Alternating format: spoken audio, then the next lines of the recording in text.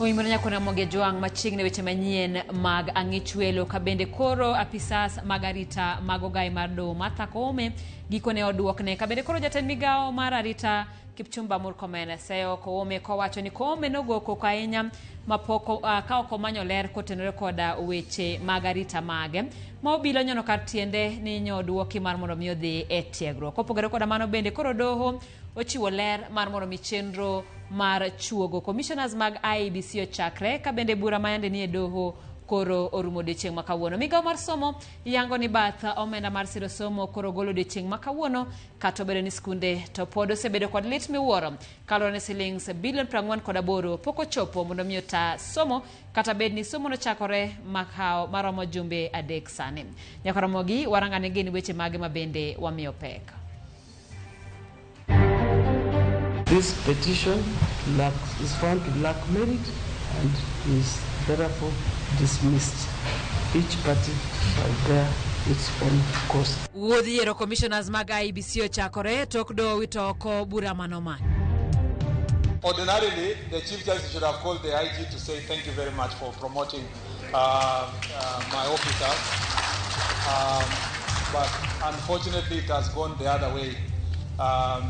We want to assure the Chief Justice that that was a small matter. It didn't necessitate raising alarm. Gikone ogai mar do Martha Koome oduok ne apisas magarita ka obila omako ni ne itimo negi lokruok.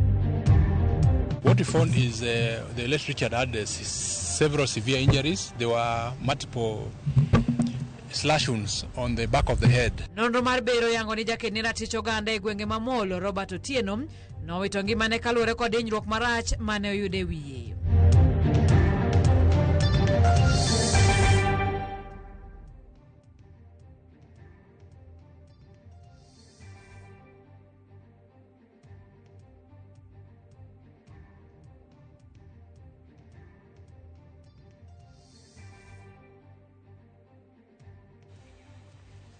Kaka pile Nyakaramogi inyalo tudri kodwa na bwa ote machuok manari adeka auchiel nono bende waidore mbui mar oganda wantie achiel kachiel e mbui mar Facebook yudwa achiel kachiel e mbui mar Instagram mbui mar X bende inyalo tuwa kodwa kanyo e mbui mar TikTok Ramogi TV.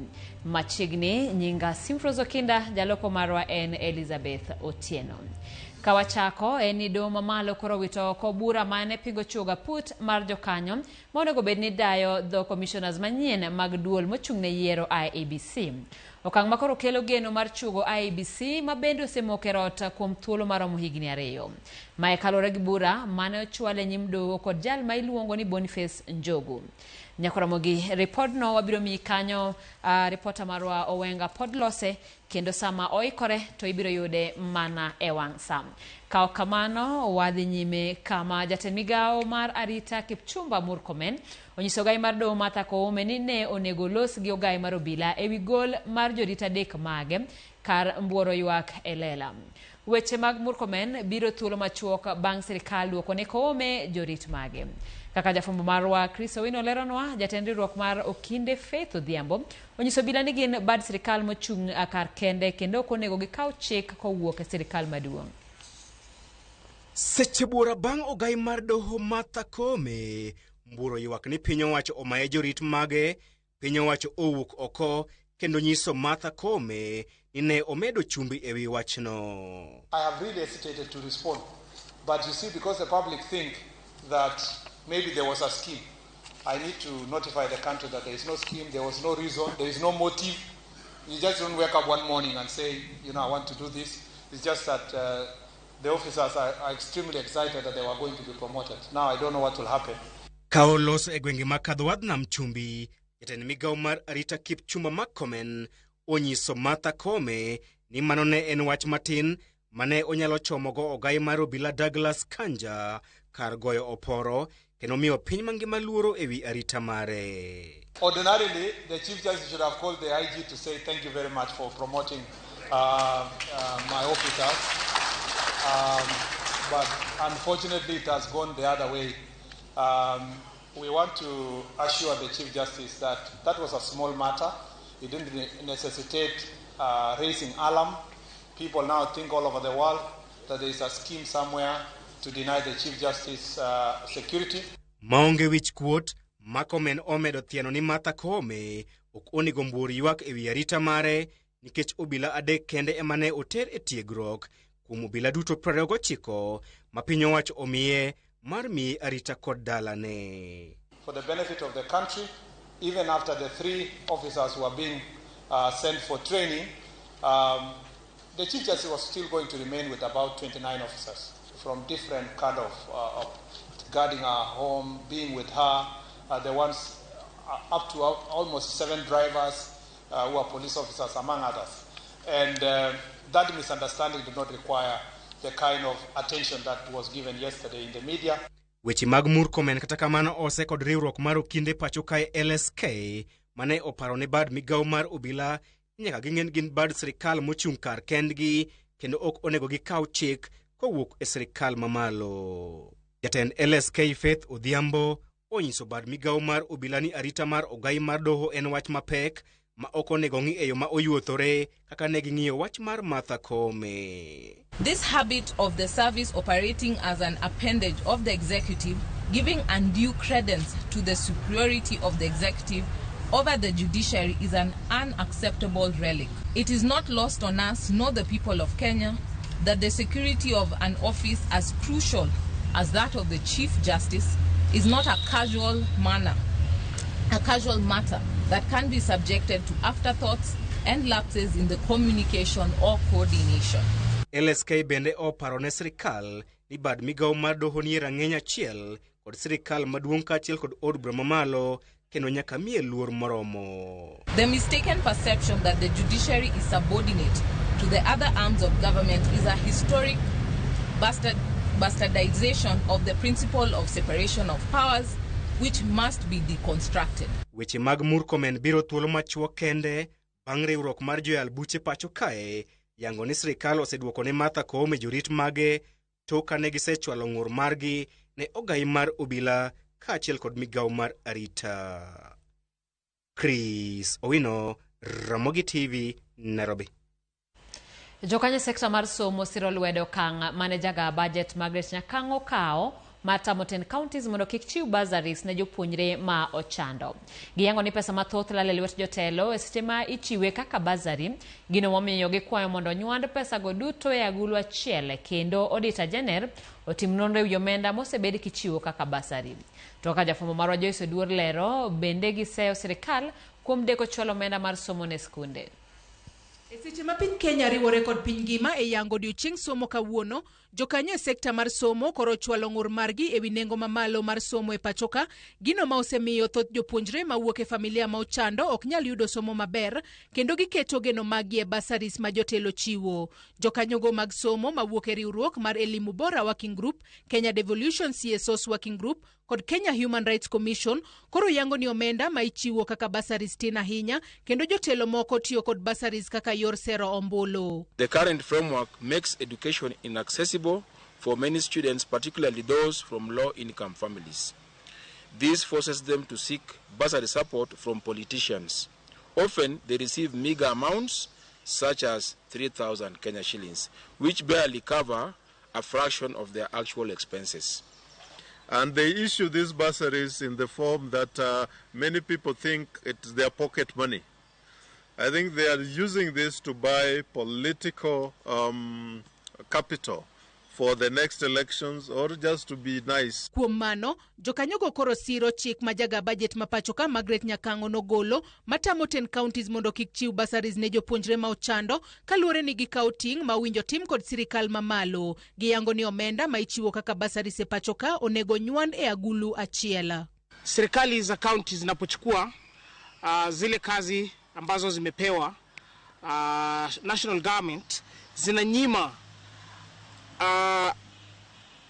nafasi ya kuweza kuendeleza zile kazi ambazo wamepewa kama zile shule za chekechea na zile shule za TVET. Wakoni kikwangi katakoro ni bursary ni watimo nade waketo kanye wakao gigi waunga waketgi kamoro achiel mondo mi otergi school koro kik wachak bedo gi penjruok ni ere bursary. Bende gilieko ni omenda go ma jotelo chiwo kaka basaris, thothgi osebedo kalal, gino momiyo gikwayo Auditor General mondo tim nonro mar menyo kaka omenda go osebed ka ichiwo. Kuonde magiluwe, yo magiluwono en yo mabor ma pes moko bende ng'ingore kendo lal e kindego. Auditor General otime nyanonro moro konywa ng'eyo ni to basari ni osebedo kitiyo godo e yo machalo nade. Nikech samoro dipo ni kare osebedo kolal mang'eny. Osebedo mana ka o support lifestyles mag joma moko. Ewi deko mar omenda ma sirikal owinjo ochwal ne skunde, riwruoge go koro seyo migawo mar somo kuom rem bedo gi ikruok makare e neno ni pesa ochopo ne skunde wang' sa, ka giwacho ni deko chwalo omenda go rocho chenro mag somo e thoth skunde mag piny owacho. Why must we wait until schools open and then we start giving reasons why monies have not been sent to schools? So I think it's a question of planning, it's a question of prioritization on how we want to apply resources throughout the financial year. And something that we really challenge the Ministry of Education to up its game. Koloso e kaunti ma Taita Taveta kawuono, jatend migawo mar somo Julius Migoso Gamba olero ni omenda bilion 19 osechwal ne skunde ma pachoka. We have managed to receive, I think, 19 billion out of the 48 billion. There was a further disbursement that was meant to be done today. I've been here the whole day. I've not found out whether it's been done. But if it hasn't, we'll still follow it up so that it is released to the schools. So all we need to tell the head teachers and the principals is that we are doing everything that we can to ensure that these resources are released to the schools, and they just need to bear with us for a little bit longer. Joyce Oduor, Ramogi TV. Gikone to Grace Njoki, miyo mano maki kitudo gi monjo kendo rocho chenro mag jatend migawo mar thieth Deborah Barasa e wi chenro mag okumba mar SHA juma mokalo we thuolo kod rambon mar siling 10,000 toko bila nyema ke odhiambo manyoro. Njoki kata kamano ok odonjne kod ketho moro amora ka okinde mage wacho ni obila ne ok oyudo ketho made donjne godo. Kata obedo ni Njoki nonego chope nyim doho kinyi ma kawuono, obila wacho ni gidwaro thuolo mondo gitim nonro mondi. I had gone to seek for treatment at London Hospital because I was sick, and I'm a security person who I had seen earlier in Kenyatta, and I even asked him, what are you doing here? Mano jatuo Grace Njoki ko paro gi chuny malit kaka obila nyo wuodhe lwet thieth manyodhi manye od thieth ma Ladnan mantiere kar dak ma Isili, Nairobi. So I sensed that I was being followed, and he claimed he had a patient, and I can identify even when I see him, because the other time when I went to collect my results, I saw him and he appeared from nowhere and he greeted me. So I told them I was coming to collect my results because they were inquiring what I had gone to do. So when I saw him at London, I was uneasy, but he claimed he had a patient. I felt I was being abducted because that was my fear. That is what I felt, because I do not know why I was arrested. To me it's not arresting, to me it's abduction, because I had gone for treatment. So could they not wait for me to finish my treatment? They know where I stay because they told me even we know your house. Njoki odhi nyime kowacho ni onge ketho moro amora motimo ka en okedo ne mana ratich jotuo makato bedo ni osechulo omenda mag SHA to ok nyal yudo thieth e yo makare. I met many patients. I had no even patients who kept telling me they are paying that SHA, they are paying treatment from their pockets. It is true. I even encountered some patients there. They told me they have a bill of 2 million and SHA only paid 2,000. What is that? Another one had a bill of 400,000, SHA paid 1,000. What is that? Picha mar wang dede mane wayudo nyiso kako obila nyo kwanyo Njoki leplep kiterete sendo obila ma Capitol Hill kama no gengne nyaka pinyoru. Okide mag Njoki okwedo meko mar Njoki ka giwacho ni mano yo ma sirikal tiyo godo mar bogo jo Kenya makedo ne ratichgi. They have relented. They have sought to run with their tails behind their back on account of the fact that they were unprepared to bring the lioness of SHA to court. The lioness of SHA, the only crime she did was to go and remind the state, the deaf state operators, that I have paid for SHA and I am not able to receive the services that I have paid for. Kamano bende gavana machon ma Nairobi Mike Mbuvi Sonko manokawo ting' mar chulo rambun ne Njoki bende okwedo meko makamano kolaro ni meko ma oyayego gin gik machon ma thuolo mag gino oserumo. I'm wondering even why she was incarcerated for a night in the police cells, because the offense ambao wanataka kumchaji nayo is bailable. Haja commit murder.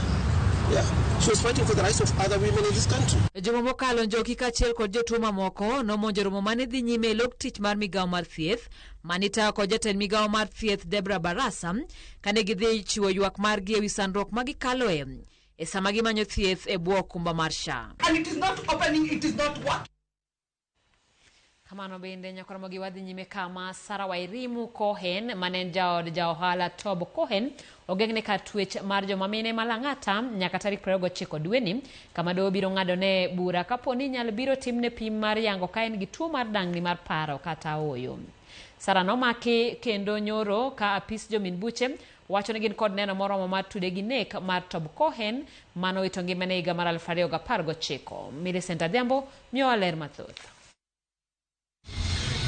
Sarah Wairimu Cohen ne omaki kendo odiochieng' manyoro bang' ogai mar jong'ad buche pachoka DPP Benson Igonga yango ni gin kod neno moromo matudo Wairimu gi nek mar jaode Tob Cohen mane otimore dwe mar 7 2019 e odgi maketo Soru Lower Kabete e kaunti ma Nairobi.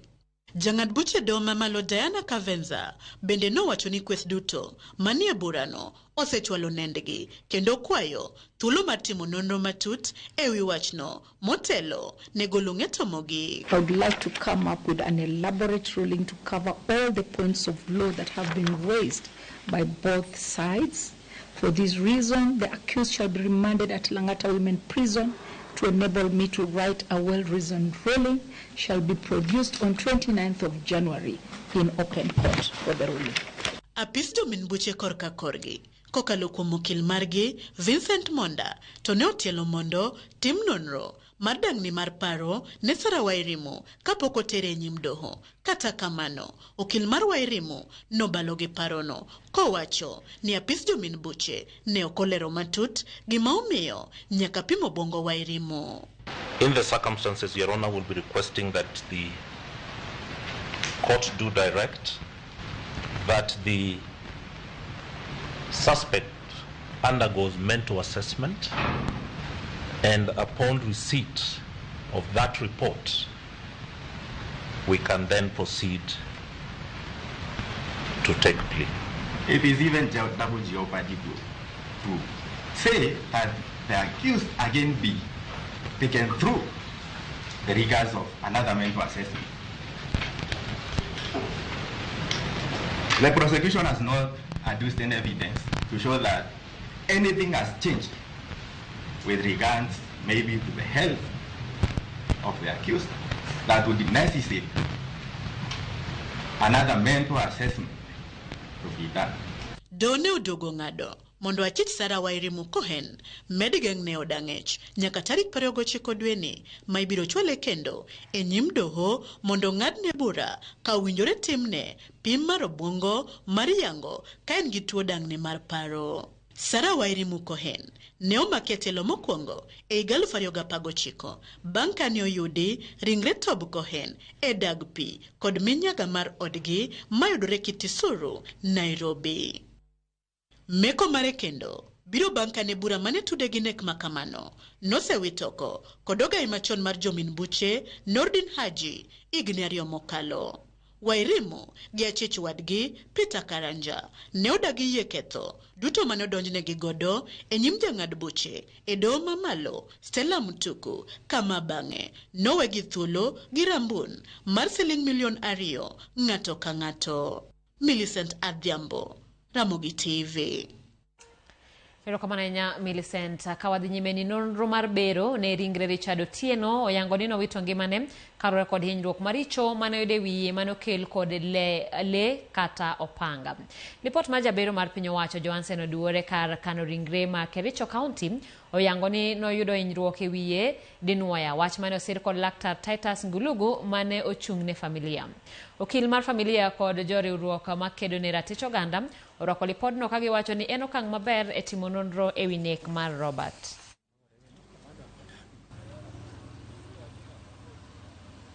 What we found is the late Richard had several severe injuries. There were multiple slash wounds on the back of the head, which led to fracture of the skull and the extensive bleeding of the brain.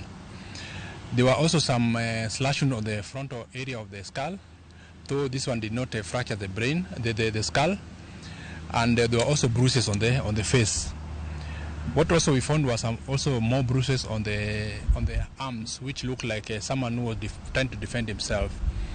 So from these findings, we can say that the late Richard died as a result of severe head injury, which was caused by a sharp object, which could either be a panga or an axe, which was used severally on the head.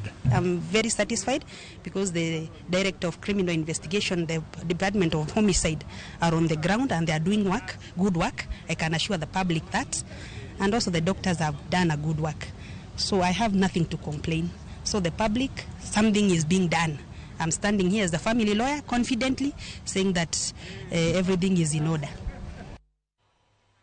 Nyakoromo gigi kanyo wakao yoyo mokwongo chenro en marange chwela no kuchwela oteka yawa wakwayo gavana wa Gladys Wanga mondo parwa wa Jonya Rwenya Hospital no gerigni 10 mokalo to koti iwacho ni mon nyuole bungu ndaragi stima be onge wawinjo marach konyo uru sirikal ma an Steve Ongongo ma Steve ka okelo ywa koten rekoda od thieth mabedo wacho ni ok ni kare e county ma Homa Bay ka wadhi nyime umore an Monica kawuok kwa Bwai ramo gineno malere wang jowi an William Nyadawa mar Mawego antiere ang'ichwelo kaka pile onge tiende tweyo miyo mane wacho ni sha okti.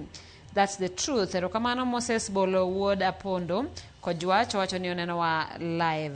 Erokamano nyakora mogi saa 1 gi dakika 19 wakao yoyo matin waduogo ne weche modong'.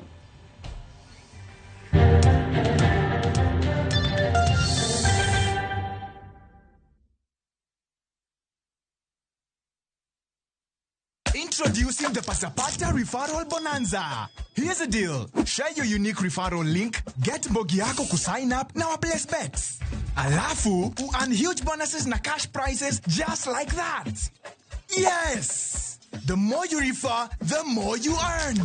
Now sisahau, we have exciting games that will win you millions in seconds. Unangoja? Win na Mbogi na patapata.com. Refer, earn, repeat. Not for persons under the age of 18. Authorized and regulated by BCLP license number 447. Nakwaramogi, Kenya Eratiel. Raila has a space to say what Gima Jacom Duawacho. The opposition, nothing like a Supreme Court. Oliet Nakwaramogi. Jumapil ka Jumapil. Ana chungo mama Kratil kadel war piny. Ka adwani wa discuss kaka Kenya de. Winj tuak magoratil piny. One was got in opposition. One was got in opposition 50 years. Mayo kiparka kele wich bar moro UDA onge kama pose donje adwani penje bati koso donje kona mane Sachiel gi nusu tieno siasa mar piny Kenya en siasa koso dongruok kai kelo ni kod George Bati kik bai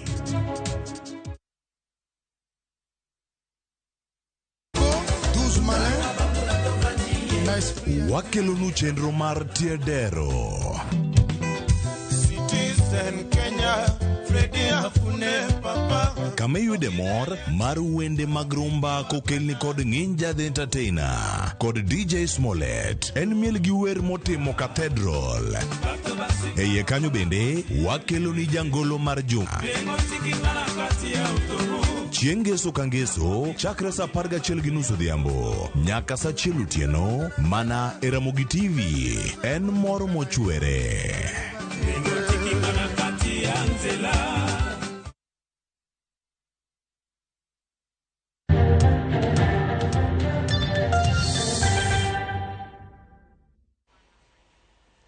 machiegni kendo nyakaramogi mana kuom lipot mabende ne walie konu kawachako weche manyien ni doho mamalo koro owito oko bura mane pingo chuga put mar jokanyo monego bed ni dayo dho commissioners manyien mag duol mochung'ne yiero mano IEBC.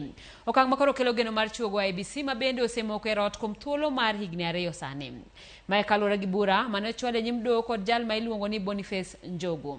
To kaka jafumo marwa Eric Owenga lero, apudno biro bedo kod thuolo mar ndalo 90 kendo mar tieko tije mar chuogo e apisi IEBC manyien. IEBC is not functional. I urge those who are standing in the way of reconstituting IEBC to be able to see the bigger picture. Twak ewi chuogo IEBC osebedo dho oganda mapacho ka kuom thuolo malach ka jopiny tamogi kata gima ginyalo timo ewi IEBC. Kata kamano fungruok ne omienjo tok doho mamalo ma Kiambu chiwo iro maliw bang' wito oko bura mane omaki kod Boniface Njogu mane pingo kaka put mar jochikono ne onywandi.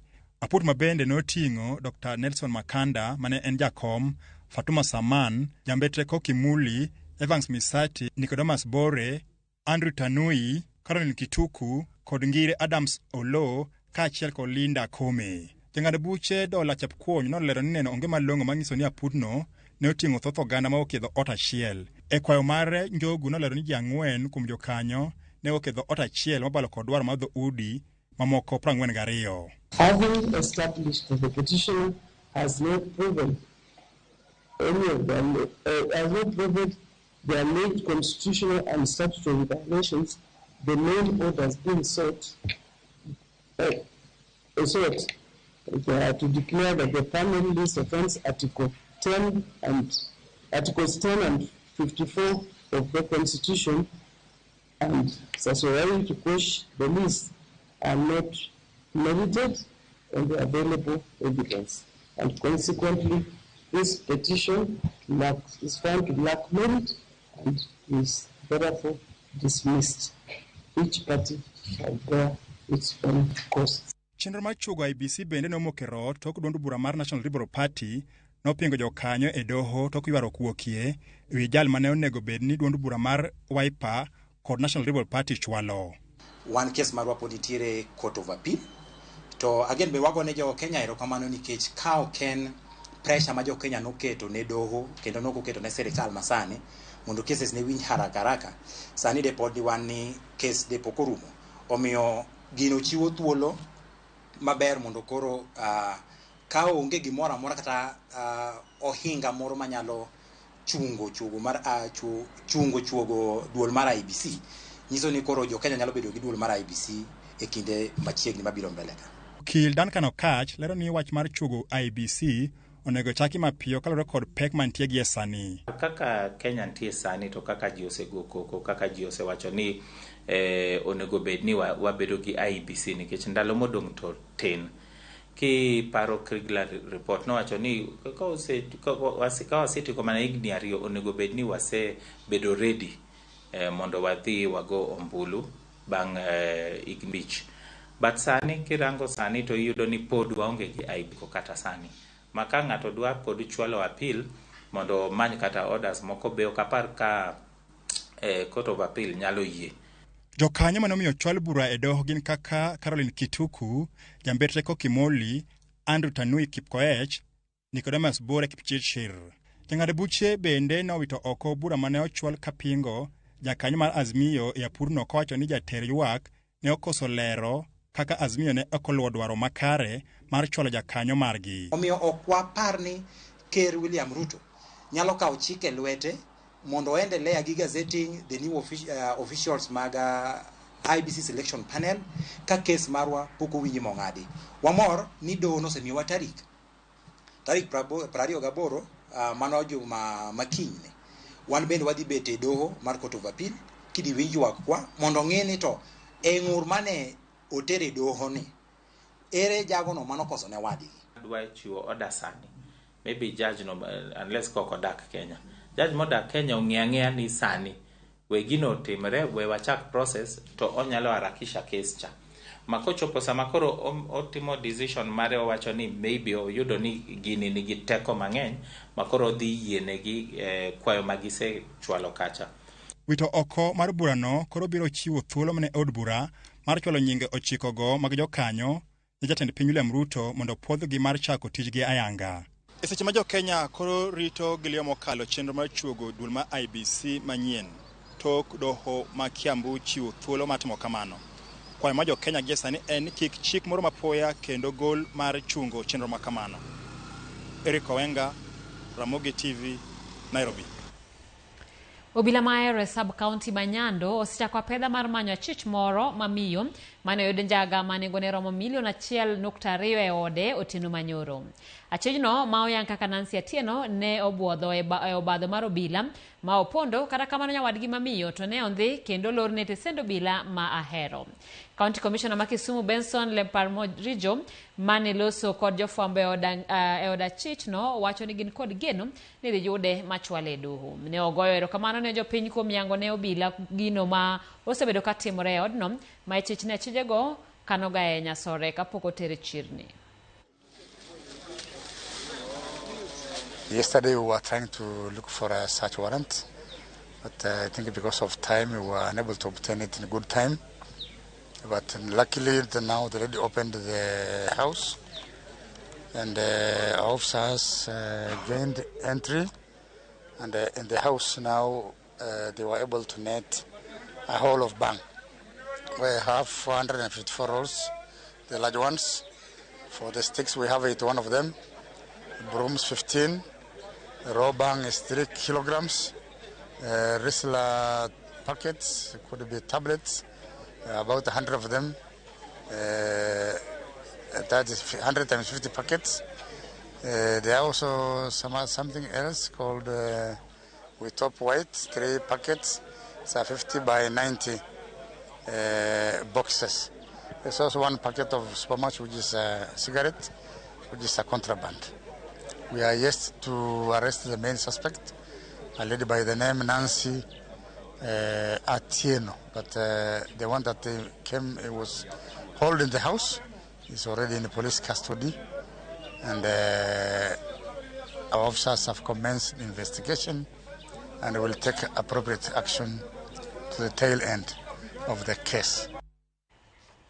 Thoth sikune mag primary county ma Homa Bay ochako tego weche mag telo kod nyayo demokrasia kind jopuonjre e skundegi mondo gidong ka ging'eyo kit jotelo ma onego bed ni yiero e pacho ka kod kaka tayo yiero mag jotelo. Me otime kinde yiero jotendgi kendo jotelo go chamo muma mar tayo lemogi. Alia Beach ni kod mathoth. E kinde mathoth jotend jopuonjre skunde mag primary ithoro yier kod jopuonj manie skunde ma kamago, kata kamano moko kuom skunde mag primary county ma Homa Bay koro tayo chenro mar yiero mar jotend jopuonjre ka gitiyo gi lony manyasani, kendo jopuonjre miyo thuolo mar yiero jotendgi kendgi ma jopuonj ok donjre e yiero ma kamago. Skund ji giwegi Malasale boma ma Homa Bay en achiel kuom skunde go eko machiwo thuolo ne jopuonjre mondo yier jotendgi kendgi ka gitiyo gi lony manyasani, kendo ma miyo jopuonjre bedo kod ng'eyo matut e weche mag demokrasia, weche mag telo kaachiel kod okenge monego luw e kinde ma itimo yiero. Jopuonjre mane laro lemo mopogore e skundono kama oting'o president kod jalupne, governors kod senators e kind lemo mopogore ne omi thuolo mar timo kampen kapok thuolo mar yiero chopo. We've taught about democracy, and this is the best time to exercise democracy to our learners in preparation for the future leadership. We had the president seat, we had the deputy president seat, we had different cabinet secretaries, and our learners proved to be the best from the campaigns that we were having until the last point where they were doing their elections. We gave them a platform whereby they were giving their manifesto. So from that point, some of them decided they will continue with that role, and from there we take it from that point. Banki sera mar ombulu ma omi jopuonjre thuolo mar yiero jotendgi kendgi, jotend jopuonjre go ne obedo kod thuolo mar chamo muma mar apisi, chenro mane otele kod jokanyo e riwruok mar Okinde LSK Badima County ni. Advocates come dressed in their serious attires. It means that what they were doing, the elections were not in vain. Yeah? It was a serious affair, and they've been sworn in, and they are taking serious responsibilities. So it's a good thing for children who are upcoming. Mana kaka itimo e piny Kenya tok yiero kama jotelo chiwo twak margi bang' chamo muma, jotend jopuonjre go ne obedo kod thuolo mar golo twak margi. First of all, I want to thank the learners that voted for me. I want also to thank them for letting me the president for term 2. It was all by God and to glory to God. Promise to serve with honesty, kindness, and determination to ensure your voices are heard. Together we will make our school to be a better place. Thank you for this opportunity. Jonyuol wacho ni chenro ma kamano miyo nyithindo bedo kod ng'eyo weche mag yiero kod miyo gi mijing'o mar biro bedo jotelo kinde mabiro. Ne en gima ber mane skul oloso ne nyithindo, kendo en gima biro miyo nyithindo neno kata ka giwuok e skul kata ka gidongo, gineno kaka ji nyalo bedo ka giyiero kuonde ma ginyalo tele ne jowetegi. Alia Beach, Ramogi TV, Homa Bay. En gima ber ahinya puonjo nyithindo ka giwuok piny. Erokamano ahinya Alia Beach. Mak mana aneno ka jonyuol e skul no duto gin mana mine. Samoro ne okumiyo wuone thuolo be mondo owuoye. Ka kamano wadhi nyime gi weche manyien. Kama kuom udi maromo 760 ma otudi kod pi maler kod kambi mar keyo pi ma Migori Water and Sanitation Company e kaunti ma Migori mana maromo ute 2,500 kende emosebedo ka chulo pi. Mae kod mamoko gin midhiero mosekelo pek ne kambi ni e keyo pi. Miwasko osebedo ka thembo e chiwo pi ne oganda e kaunti ma Migori kuom higni mathoth. Kuom higni maloyo 10 bomon ma Migori kod aluora mare osebedo kod nok mar pi ma kinde ka kinde. Lipot manogol kod bod mang'iyo wechego mag pi ma ong'ere kaka Water Service Regulatory Board kata WASREB e higa mar 2013 ne oketo kambi mar keyo pi e kaunti ma Migori mong'ere kaka Miwasko kaka achiel kuom kembego mag pi mag piny owacho moko osebedo katimo maber e yorego mag keyo pi. Miwasko ne oketo thuolo mar 77 kuom kembe keyo pi duto e piny Kenya mangima maro 89. Rem mar keyo pi makare kod kambini yando situdi kod midhieche mathoth ma oting'o yo mane ogergo pini kaka ilero kod jatend tije manyien mar kambini Sam Nyandiga. Design mokwongo nolos maber mane kata power machine gi ne dhi generate power kendgi. Ringeni kane pesa no bedo reduced gi about 1 billion shillings to koro design no chako lok matin. Koro nikech gi cut on cost koro gik moko nitie manowe oko. Nyandiga wacho ni kata nengo mamalo mar sitima bende osebedo midhiero ma osemiyo kambini ok osebedo kod yot e keyo pi ne oganda e kaunti ma Migori. Pigi chako osebiro watimo gimiluongo ni double pumping. So double pumping no chamo stima. King'iyo pesa ma stima chamo on average en about 3.4 million. Revenue mi collect tin power michulo. Lipot yango ni kwan oganda malo gana biro kod 600 otudi kod pi maler kaunti ma Migori kod kambini mar Miwasko. Kata kamano mana maromo gana 2 kod 500 ma otudi kod pi ema koro chulo omenda mar pi. Kanya donjo office machiegni ado ka wan gi ji 7,600 to jok ma yudo bill gin ji around 2,500. Koro teni about ji 5,000 ka pod wamanyo gi ka gin nyawawa koso gin ji ma yudo pi. Higa moka lokruok mathoth ni okete kambini mar Miwasko ma oting'o keto jatend tije manyien mar kambini. Penjo maduong' en ni to bende koro geno nitiere ni lokruok dhi miyo koro oganda koro yud pi makare e kinde duto. As it is now, this is new management. Governor is very committed to support Miwasko. One very motivated jotich sani are ready to work in mondo gitiyo maber. Miwasko will change. Jatend tije mar kambini mar Miwasko Sam Nyandiga wacho ni goyo pi kod teko mar chieng' gin mokum gigo eko magidhi kete tim mar konyo duoko piny nengo mar stima magitiyo godo e go pisani. Chielo modwano wabwa tim mawe osekwayo county government ni ka giye to giketnwa sola. Loko nengo mar pi bende ong'ere kaka water tariff e kinde machuok mobiro gin mokum bende koro ten kambi mar Miwasko wacho ni koro dhi konyo reso kambini mondo koro ti makare. Wasechiwo proposal kaka wadwani mondo gik moko bed charged. So wadwaro approval and input and then we will also subject it to public participation. Ti kuonde moko ma okwa focus ga ahinya kaka company machalo exhauster. Kidonje kambi kayudo ka wan gi loche madongo manyalo konyo exhaustion. Nitie tarif monego binwa chajo kanyo. Kambi mar Miwasco osebiro ka wito pi mathoth e atamalo 47 e yor kuo kaachiel kod mamoko. Ka in gi tank wa main 5 million liters. Onegi ng'e ni 5 million liters ni te iuse. So the easiest way mar ng'eyo ni you are losing is to calculate the amount of water ma in go malo kuro. Koro ne wabedi gi master meter. Kana donjo kwedo ka master meter makanyo, achiel noko keti achiel okethore. Koro one of the things we want to do as a matter of urgency is to put a master meter. Nok mar pi ok osebedo mana midhiero ma jodak ma Migori, to kata kamano jodak go mopogore opogore ma oting'o mago mag Nyatike bende pod oganda ywago nok mar pi. Moko kuom gwenge pod oganda wuotho ndalo mathoth kadhi manyo pi e aoche kaachiel kod nam Lolwe e kaunti ma Migori. Piny owacho mar kaunti ma Migori e kinde mokalo ne oketo singo ne gidhi neno ni koro dala ka dala ok obedo mabor kod pi e onda maromo mita 500 ka bende mae pod oganda e kaunti ma Migori rito mondo koro singo ne koro ketie tim. Juma, Ramogi TV, Migori. Shelton Shitoko majariemb nyamburko mating'o jowuoth e boma ma Nairobi obedo jaloch mar omenda maromo nus milion kokalo kuom tugo mar aviator.com e kampen mideno ni Vuka Januari na Aviator. Loch mare koro nyiso ni kata obedo ni dwe mar Januar tek kamano, pod onyalo bedo gi hawi kokalo e aviator.com mane bwo kambi mar shabiki.com.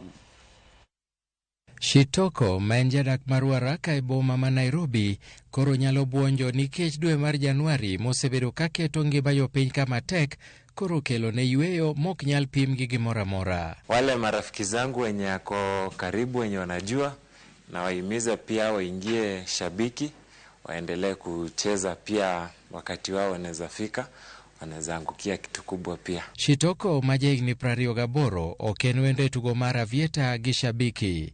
E dwe mar adek 2023 nobedo jaloch mar siling 200,000 kokalo kuom tugo mar Peperusha Aviator, kendo noyudo thuolo makende mar fuyo e wi yamo gi ndek kalapapla eloshabiki.com.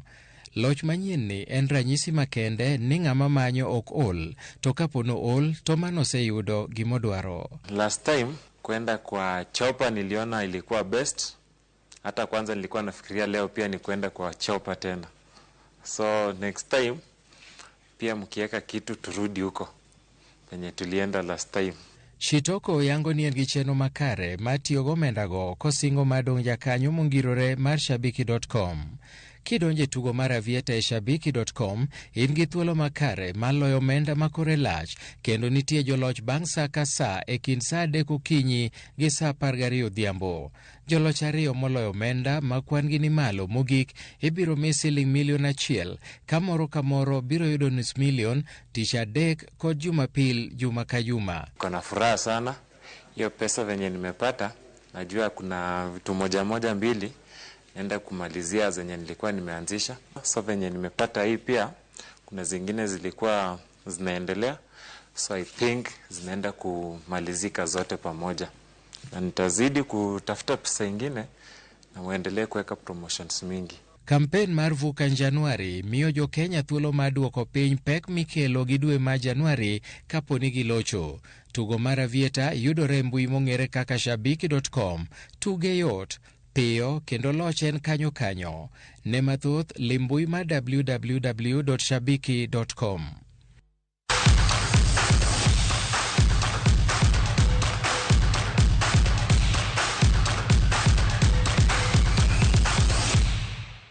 E paw tuke ni Victor Kimosop notiyo ke thuolo mokwongo e ng'wech mag ng'ado kor gwenge bade ma Nairobi mong'ere kaka Nairobi Region Cross Country. Piem makamano notim Nairobi West Prison Grounds. Lydia Nyasikera nobedo jaloch korka joma mine kanoluwe gi Jacinta Kamau kod Njoki Ndung'u. Korka rowere manie bwo higni 18, Silas Senchura nobedo jaloch kanoluwe gi Charles Mbugwa. Jakom mar AK bade ma Nairobi Barnabas Korir owacho ni piem makamano omiyo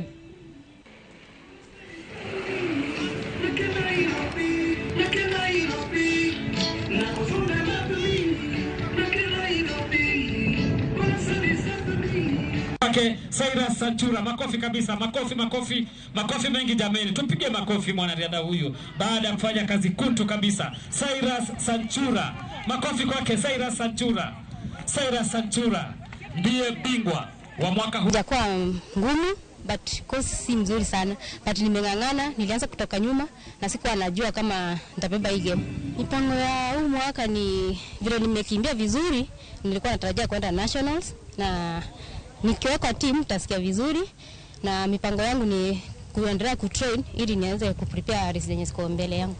Called the label, one of the two in Africa, and it has shown the success that it has had in the past years. We have had some of the top athletes in the world coming to Nairobi. So this is part of the programs the Federation has started, and as a chairman of Nairobi region, I don't want to be left out because I want my team to do well.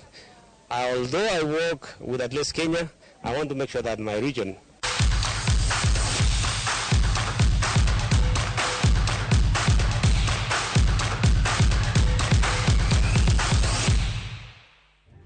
Nyakora mogi mana bene makelo weche giko mar weche manyien mag ang'ichwelo Ramogi neno maler kendo weche manyien donjo maler mano ote ma orno kanyo kowuok kuom Samuel Owida ka bende mane makelo giko mar weche manyien mag ang'ichwelo ka kamano wanenre kendo e thuolo machielo mar weche manyien mag oimore erokamano nyakum ka thuolo mari mar bedo kodwa nyinga Simfrozo Kinda jaloko mar kinde gi duto ne Elizabeth Otieno.